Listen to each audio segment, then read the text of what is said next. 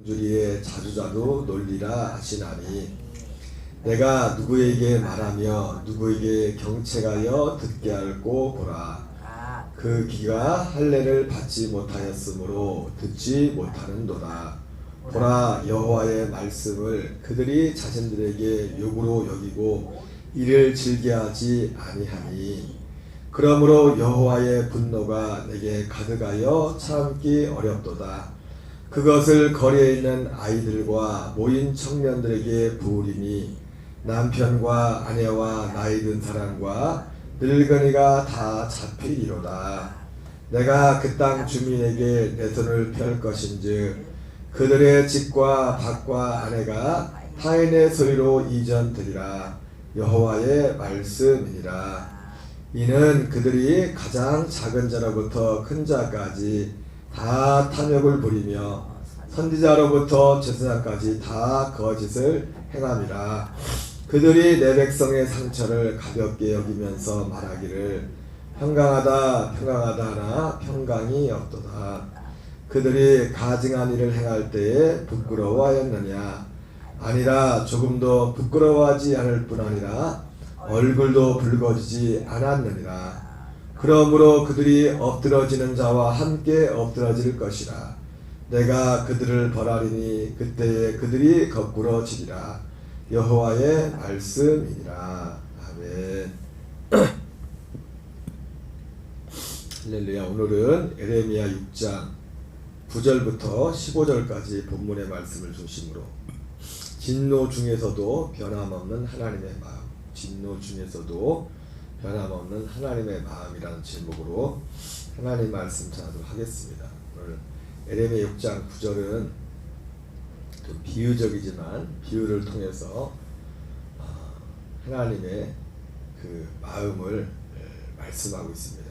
9절에 보면 만군의 여호와께서 이와 같이 말씀하시되 포도를 따듯이 그들이 이스라엘의 남은 자를 말갛게 주우리라. 너는 포도 따는 자처럼 내 손을 광주리에 자주자주 놀리라 하시나니. 이 포도를 따듯이라는 표현이 있는데 우리는 포도를 따듯이 하면은 무슨 말인지 감이 오지 않지만 유대인들에게서 이 포도를 따듯이라는 이 표현은 포도를 딸 때 그들은 우리도 그런 게 있지만 이렇게 힘들게 농사진 그거를 하나라도 이제는 잃어버리지 않고 그걸 다 따려고 하지 않습니까? 그래서 포도를 딸 때 포도를 따듯이라는 이 표현은 샅샅이 한번 따고 나서 그냥 끝나게 한 번 더 보는 겁니다. 해가지고 하나도 남김없이 그 포도를 다 따는 그런 것들을 빗대어서 하나님이 유다 예루살렘에 하나님의 심판을 그렇게 행할 것을 말씀하고 있습니다. 그런 의미예요. 그래서 이 우리 개역개정만 보면 우리가 저기한데 현대인의 성경이나 보니까 여러 번역본 중에 표준 세번역이 그래도 번역이 더 의미가 분명하게 되어 있어요. 현대인의 성경을 보면은 같이 읽겠습니다. 시작. 전능하신 여호와께서 나에게 말씀하셨다.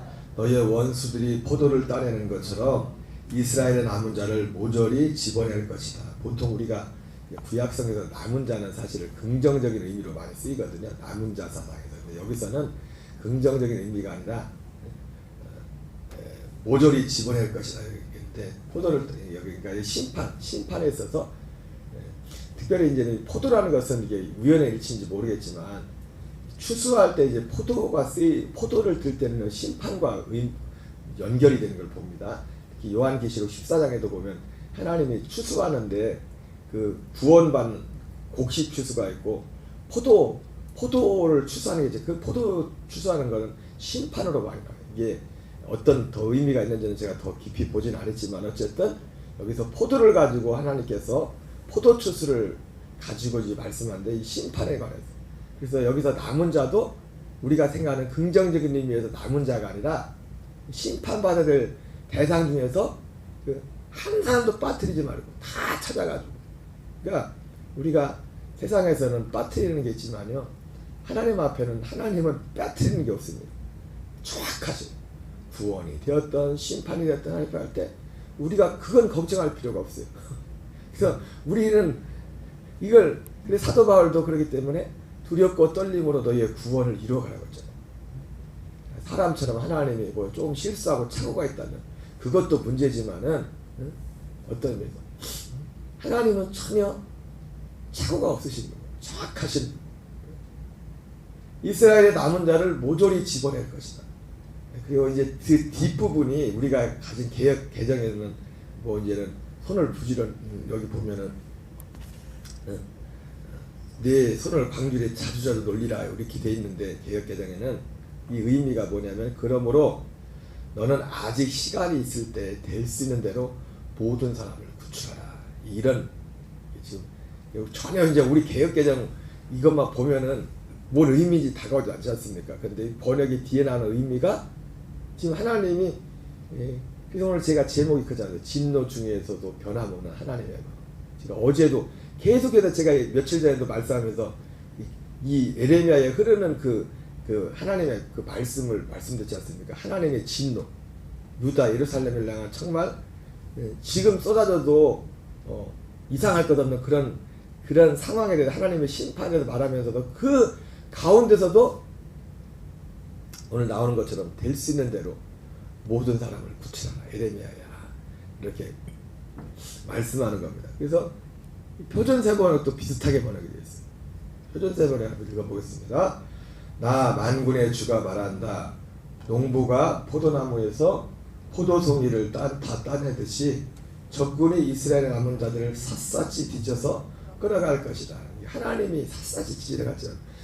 결국 누가 적군들이 와가지고 적군들이 이스라엘 남은 자들을 샅샅이 뒤져서 끌어갈 것이다. 그러니 예레미야야 아직 시간이 있을 때에 포도 따는 사람이 포도 덩굴을 들추어 보는 것처럼 내가 구할 수 있는 사람을 구해야 한다.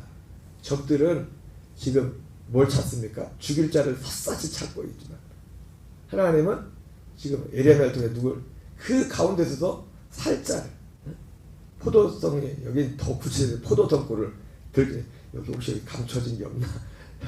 여기 더 죽지 못한 것이 없나? 하면서 포도 덩굴을 들추어보는 것처럼 내가 구할 수 있는 사람을 구해야 한다. 하나님은 하나님의 진노 중에서도 하나님의 변함이 없는.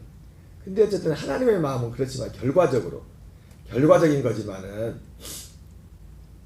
성경 속에 나타나는 하나님의 마음과 실제는 너무 달라요. 그죠? 마음은.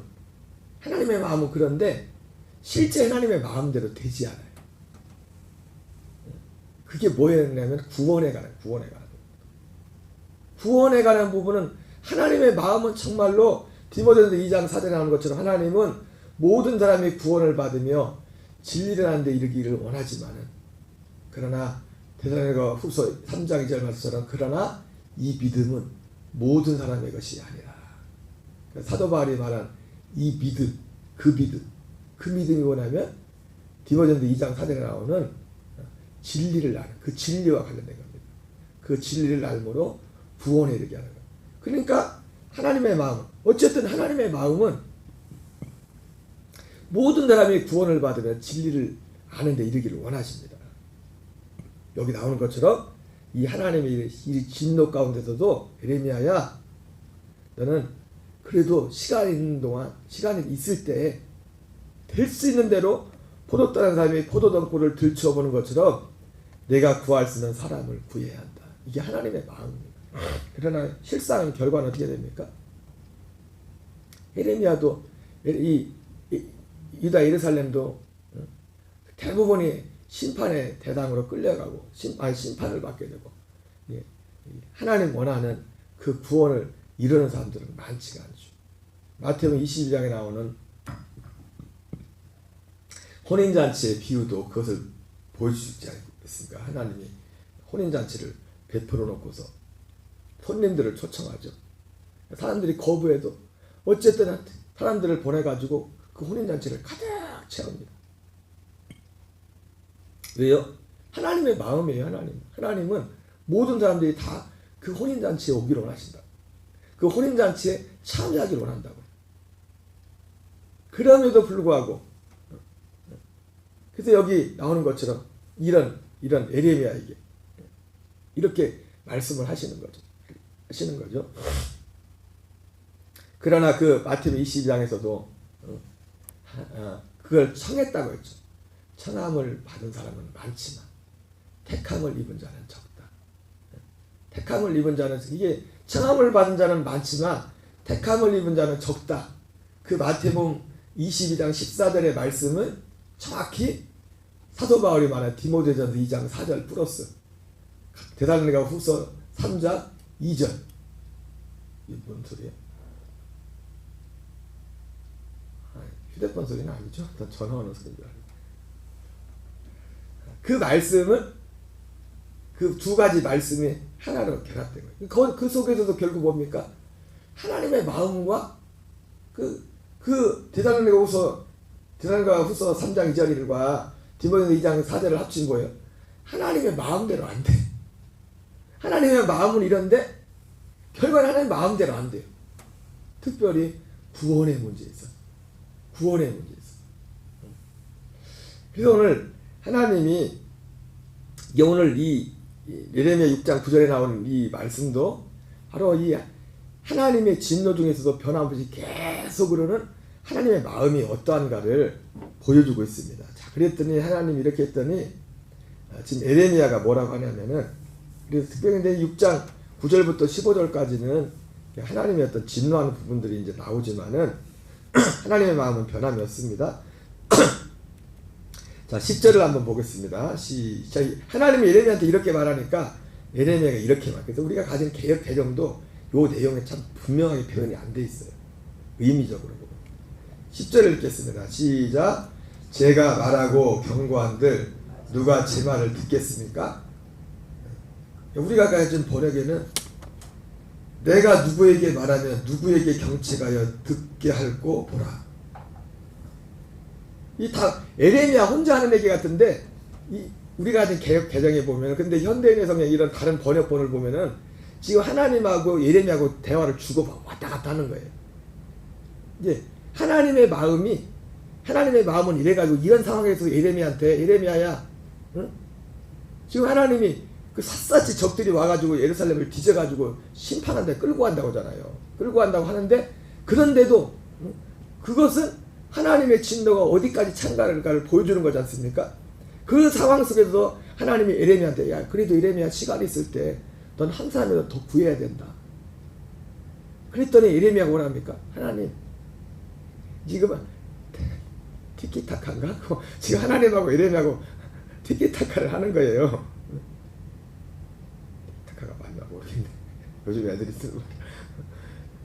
그랬더니 예레미야가 그 말 듣고서, 하나님, 제가 뭐 말한다고 그 사람들이 뭐 제 말 듣기는 합니까?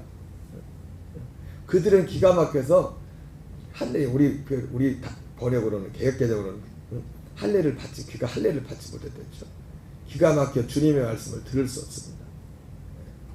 우리 녹동 감리교에 나는 모든 교우들에게 기가 할례를 받는 복이 바랍니다. 듣지 못하는 사람은 구원 못 받습니다.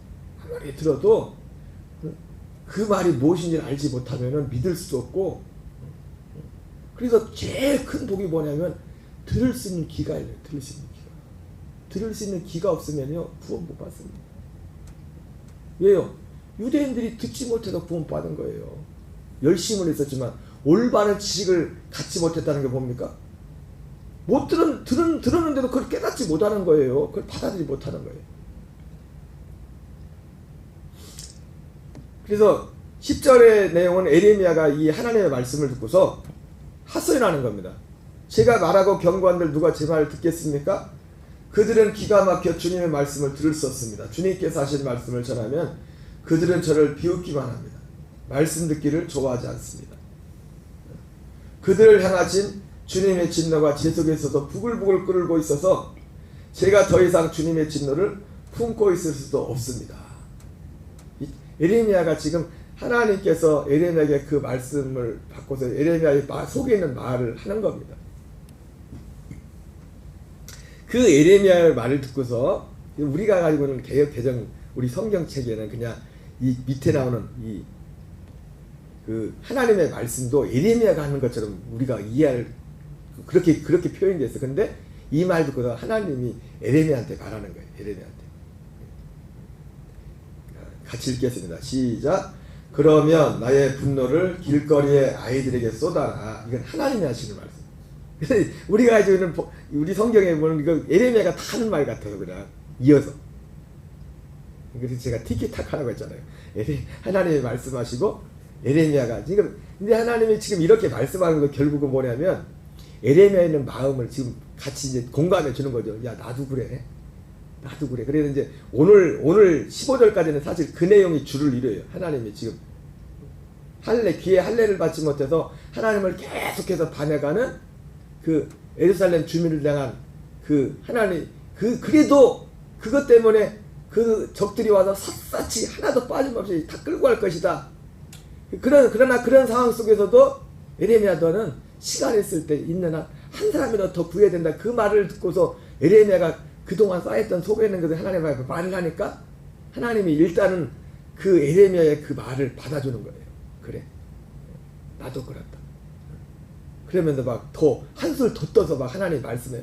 그러나 내일 보면 16절을 보겠지만 16절에서는 거기서는 또 어떤 마음이냐. 그럼에도 불구하고 하나님이 또 이제 포기하다는 그런 마음이 나타나요. 그게 에레미야에게 지금 그 마음을 어떤 풀어주는 그런 부분이에요. 그러나 없는 말 하는 건 아니죠. 실제 있는 걸 하는 겁니다. 있는 걸. 그러면 나의 분노를 길거리의 아이들에게 쏟아라. 젊은이들이 모인 곳에다가 쏟아라. 결혼한 남자들과 결혼한 여자들이 잡혀갈 것이다. 청년이 잡혀가고 죽을 날을 기다리는 노인도 잡혀갈 것이다. 제가 그 에스겔서 9장에 나오는 말씀과 똑같죠. 에스겔서 9장에서 하나님이 에스겔에게 에레미야의 어떤 예루살렘에서 행해지고 있는 그 가증한, 지금 저 멀리 바벨론에 있는 그 거리가 얼마나 멉니까? 그 먼 거리에 있는 에레미야를 끄집어 가지고 에스겔을 끄집어서 영으로 끄집어 가지고 예루살렘으로 갖다 놨어요.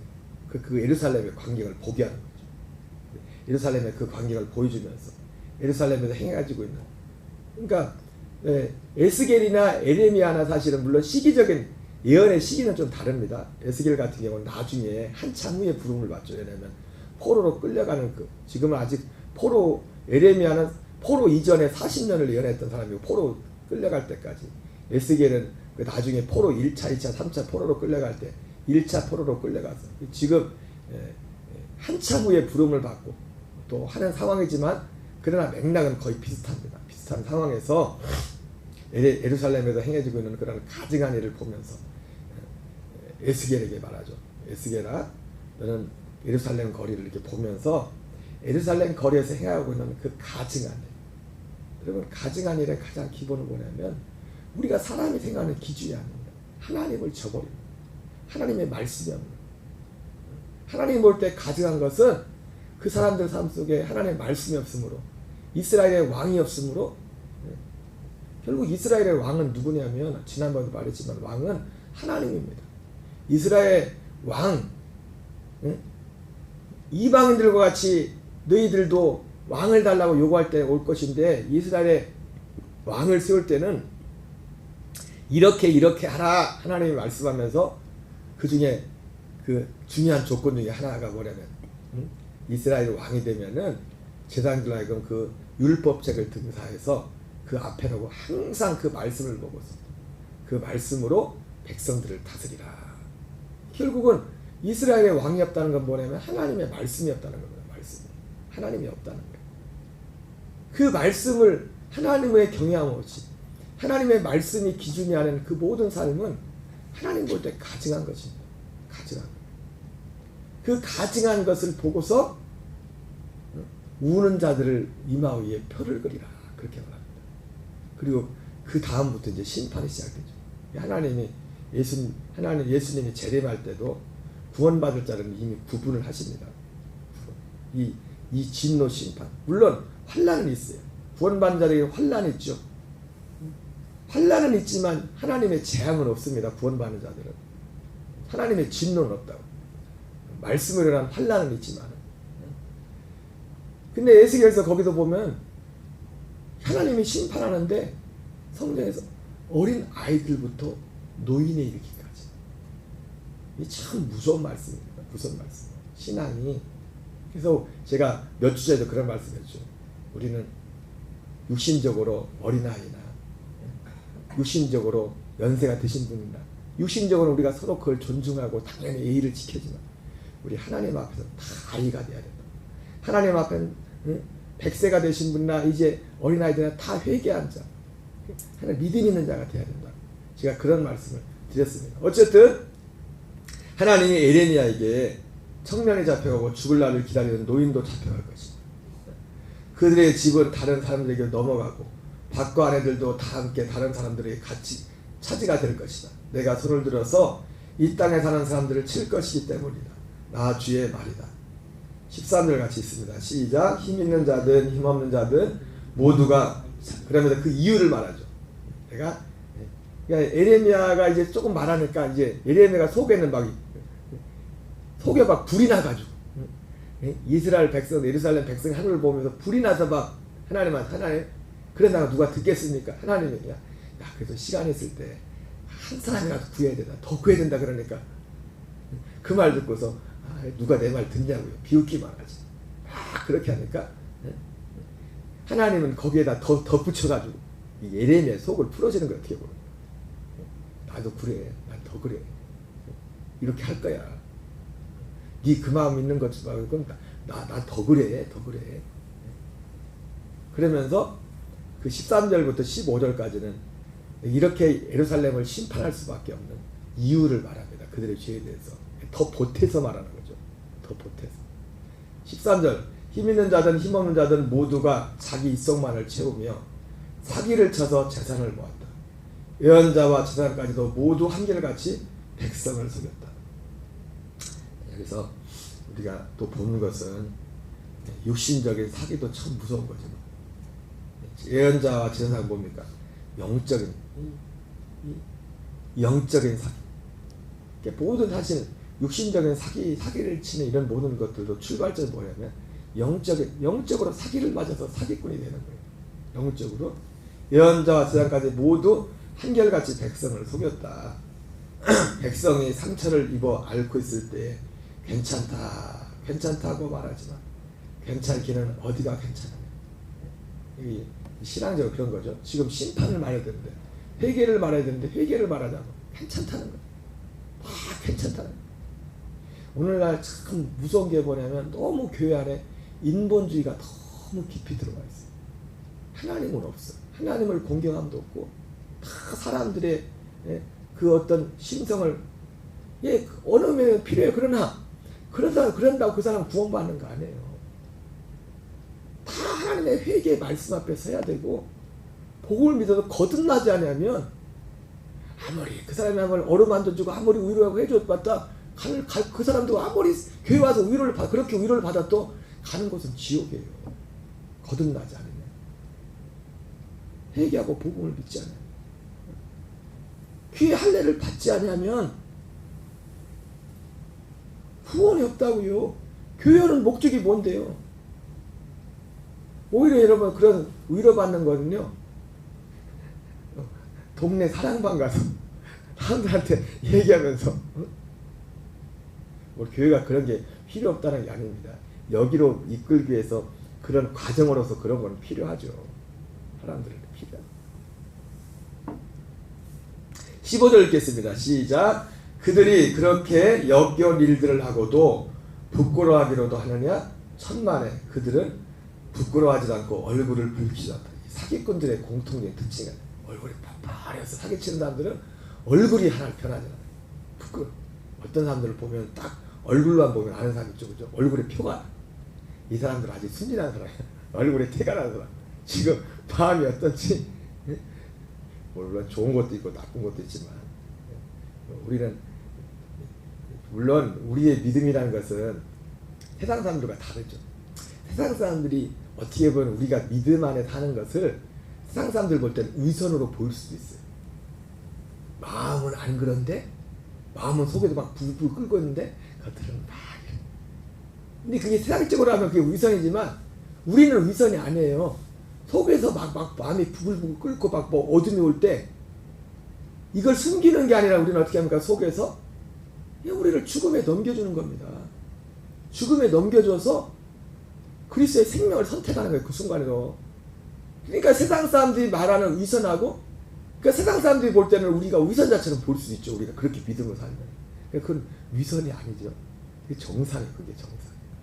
내 마음에 막 어둠과 막 보편 상적인 것이 막 가득 차 있어도 이거를 진리 안에서, 믿음 안에서 내가 화합해서 이것을 죽음에 넘겨주고 그리스도의 생명을 선택해서 생명으로 나타나는 거예요. 그러나 여기서 말하는 건 그게 아니죠. 얼굴 하나 변하지 않아요. 그렇게 사기를, 이 사기꾼들의 공통점, 사기꾼들. 얼굴을 붉히지도 않았다. 그러므로 그들이 쓰러져서 시체 더미를 이룰 것이다. 내가 그들에게 벌을 내릴 때에 그들이 모두 쓰러져 죽을 것이다. 나 주의 말이다. 하나님도 지금 에레미야의 말에 대해서 지금 에레미야 펜을 들면서 에레미야가 말한 것보다 더 막 붙여가지고 말씀을 하셔요. 근데 아까 서두에 말씀했던 것처럼 그럼에도 불구하고 뒤에 이제 16절에 그런 내용이 나오지만 그럼에도 불구하고 하나님의 마음 보려면 아까 처음에 말했던 것처럼 에레미야야 그래도 시간이 있을 때 하나라도 더 건져내라. 하나라도 더 찾아라. 거기서 찾는 건 누굽니까? 구원받을 자를 찾는 거예요. 택하신 자를 찾는 거예요. 여러분 오늘날도 우리가 할 일은 여러분이 약한 시대에 그 사람들의 마음을 얼마나 바꿀 수 있겠어요. 그거 어떻게 보면 우리의 소관이 아니에요. 우리가 할 수 있는 건 뭐냐면 그래도 그 마음속에 조금이라도 하나님을 향한 그 마음이 남아있는 그런 사람들을 찾는 거예요. 그런 사람들. 택하신 자들을 찾는 겁니다. 택하신 자들. 말씀을 마무리하겠습니다. 하나님의 마음과 우리의 실상에는 괴리가 참 많이 있어요. 그죠? 아까 말했던 것처럼 하나님은 모든 사람이 구원을 받으며 진리라는 데 이르기를 원한다. 그러나 이 믿음은 모든 사람의 것이 아니다. 청함을 받은 사람은 많지만 택함을 입은 자는 적다.